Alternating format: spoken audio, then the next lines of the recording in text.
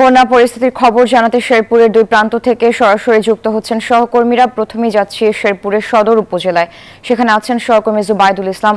জুবাইদুল, শেরপুরের সদরে বন্যা পরিস্থিতি সম্পর্কে আমাদের জানাবেন। পানিবন্দী মানুষের কি অবস্থা?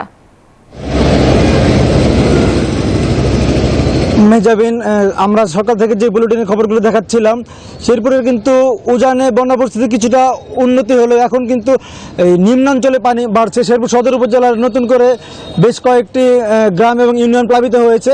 ওইসব গ্রামের কিন্তু মানুষজন বেশ ভোগান্তিতে পড়েছেন। ফসলের জমি, মাছের ঘের, রাস্তাঘাট, বাড়িঘর ডুবে কিন্তু তাদের বেশ অসহায় অবস্থার মধ্যে তারা পড়েছেন।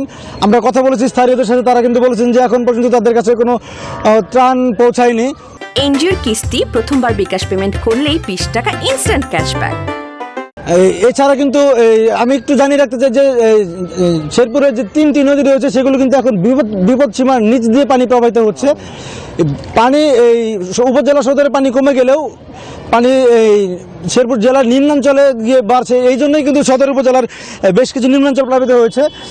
আমি এর আগের বুলেটিন যেমনটা দেখিয়েছিলাম যে শেরপুর সদর উপজেলার কুরলিয়াকান্দা, তারপর গাজীর খামার সহ বেশ কিছু এলাকায় কিন্তু পানিবন্দী হয়ে পড়েছে এবং তারা বেশ অসহায় অবস্থার মধ্যে রয়েছেন।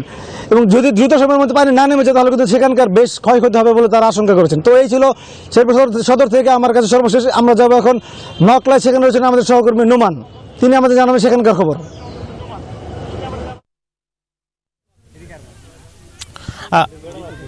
ধন্যবাদ জুবাইদুল। আসলে বেলা যতই বাড়ছে পানির গতিও বাড়ছে এবং বিভিন্ন সময় বিভিন্ন নতুন নতুন গ্রাম কিন্তু প্লাবিত হচ্ছে।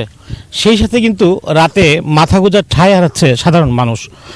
আমরা দেখেছি যে বিভিন্ন আশ্রয়ণ কেন্দ্র দিয়ে কিন্তু সাধারণ মানুষগুলো ছুটছে এবং ক্ষতিগ্রস্ত হচ্ছে বাড়িঘর সহ রাস্তাঘাট সবকিছু কিন্তু তলিয়ে যাচ্ছে বানের পানিতে। আমি যদি একটু বলি আপনাদের যে এই বানভাসী মানুষের যে দুর্ভোগ দুর্দশার কথা, কত বাড়িতে গত 3 দিন যাবৎ চুলা ধরেনি, তারা আসলে খেতে পাচ্ছে না, এমন একটা মুমূর্ষু অবস্থা তৈরি হয়েছে কিন্তু এইসব এলাকায়। শুকনো খাবারের পিছনে ছুটছে না এবং সেই শুকনো খাবারটাও কিন্তু সীমিত হয়ে আসছে দিন যতই গড়াচ্ছে। তারা আসলে ত্রাণের জন্য হাহাকার করছেন।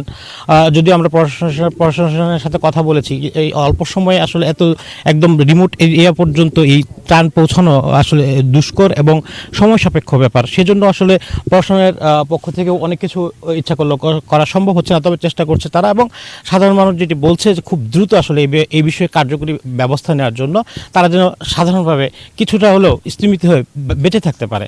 তো এই ছিল আসলে শেরপুর জেলার নকলা উপজেলা থেকে বন্যা পরিস্থিতি নিয়ে আমার কাছে সর্বশেষ খোঁজখবর। ফিরছি স্টুডিওতে মেহজাবিনের কাছে।